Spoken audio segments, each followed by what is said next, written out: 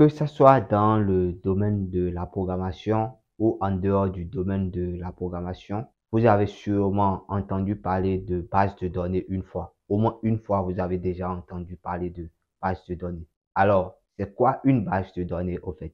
Une définition simple de ce que c'est qu'une base de données, on peut dire que c'est une collection d'informations organisées afin d'être facilement consultable, gérable et mise à jour. C'est une définition simple ça. Maintenant, on va donner des exemples de ce que c'est qu'une base de données.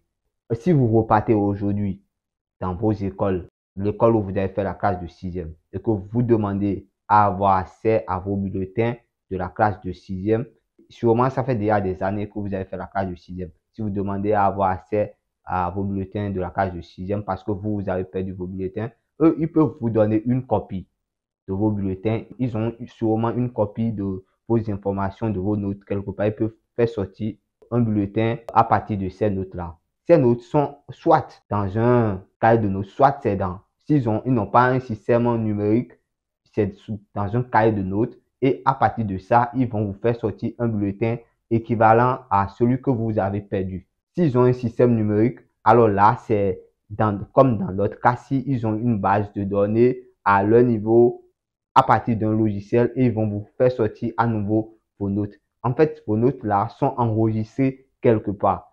Cet endroit où vos notes sont, c'est ça la base de données. Je vais donner autre exemple. Toujours en classe de 6e, on a divers cahiers de cours. On a un cahier de cours pour la physique. On a un cahier de cours pour le cours de français. On a un cahier de cours pour les cours de mathématiques. Le cours de français à lui tout seul, son cahier représente une base de données. Le cours de physique également, son cahier représente une base de données. Ainsi de suite. C'est la même chose que nous avons ici dans le domaine de la programmation. Lorsque vous allez sur un site, on vous demande de vous inscrire. Lorsque vous vous inscrivez, vos informations que vous avez fournies dans le formulaire d'inscription sont enregistrées dans une base de données. Et ces informations sont structurées de sorte que si on veut après vous identifier vous, on aura à qu'à écrire quelques lignes de code pour vous trouver à partir de certaines informations, on va vous retrouver vous uniquement dans tout ce lot. C'est ça que les sites utilisent pour inscription, connexion ou bien vous afficher toutes les informations relatives à vous ou à autre chose que vous cherchez. Pour pouvoir, nous allons apprendre dans ce chapitre surtout comment créer une base de données, comment manipuler les informations de sorte à insérer un utilisateur par exemple dans une base de données, supprimer cet utilisateur ou modifier ces informations, c'est-à-dire mettre à jour ces informations. Nous allons apprendre à faire des manipulations du genre dans ce chapitre-ci. En programmation, il existe en fait des systèmes de gestion de bases de données.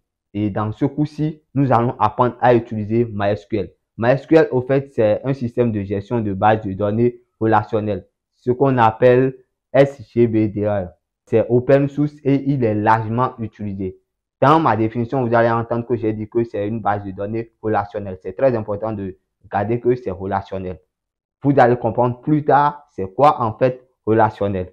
On a installé XAMPP. XAMPP, au fait, est déjà configuré avec MySQL. C'est ça là. Voilà, là où j'ai mis la souris, il y a MySQL.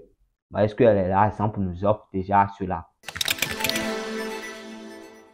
Nous allons apprendre à créer notre première base de données. Pour cela, je vais me rendre dans le navigateur. Là, moi, j'ai écrit l'URL déjà. Vous, ce que vous allez faire, c'est d'écrire localhost php myadmin et puis vous lancez comme ça, php myadmin et puis vous lancez. Quand vous lancez, vous se redirigez vers une interface de la sorte. Rassurez-vous que vous avez activé ici, par exemple, assurez-vous que vous avez Apache démarré et puis MySQL démarré. À présent, je suis dans l'interface de MySQL. Gardez à l'esprit que pour chaque manipulation, nous avons deux possibilités. La première possibilité, c'est d'effectuer l'instruction manuellement. Donc, par exemple, on veut créer une base de données, on peut effectuer cela manuellement ou on peut faire cela avec du code. On va écrire du code et puis le code va nous faire ça. On va commencer avec manuellement. Donc, pour créer une base de données manuellement, vous cliquez là où j'ai mis la souris, nouvelle base de données. Et là, le premier champ que ça nous montre en haut, c'est le nom de base de données. Vous allez écrire le nom. Dans notre cas, si nous sommes entrés sur une formation, je vais mettre comme nom formation. J'écris formation. Ensuite, il y a un input là où c'est écrit UTF-8. Moi, je vais changer ça en UTF-8 général CI. UTF-8. Voilà, UTF-8 général CI. Je choisis ça. À présent, je clique sur créer là. Ça, mais la base de données a été créée. Et maintenant, on voit dans le menu de gauche qu'il y a formation. En fait, ça, c'est la liste des bases de données. Là, il y a formation, dashboard. Je pense que c'est moi-même qui avais créé ça. Il y a formation. Formation est là maintenant. Ça, c'est manuellement. Vous pouvez effectuer cela avec du code aussi. Donc, pour ce faire, je suis obligé de supprimer d'abord la base de données là qu'on a créée. Je m'en vais dans opération. Opération et puis je clique sur supprimer. C'est comme ça, on supprime manuellement une base de données. On peut le faire avec du code. Je vais revenir dessus. Donc, je vais créer la base de données avec du code. Donc, la commande, c'est create database suivi du nom de la base de données. Gardez à l'esprit que le nom de la base de données doit être en minuscule. Voilà, même si vous mettez ça en majuscule, MySQL va convertir ça. Voilà, j'ai mis créer database formation. Je clique sur exécuter là. Ça crée. Donc, c'est mieux de savoir faire les deux. Vous saurez créer manuellement et puis vous saurez créer aussi avec du code. Il y a les instructions, les codes, je les ai laissés dans un fichier, dans le fichier de ce chapitre-là. Vous pouvez avoir accès à ça et voir les diverses commandes. Donc là, on a appris à créer notre première base de données.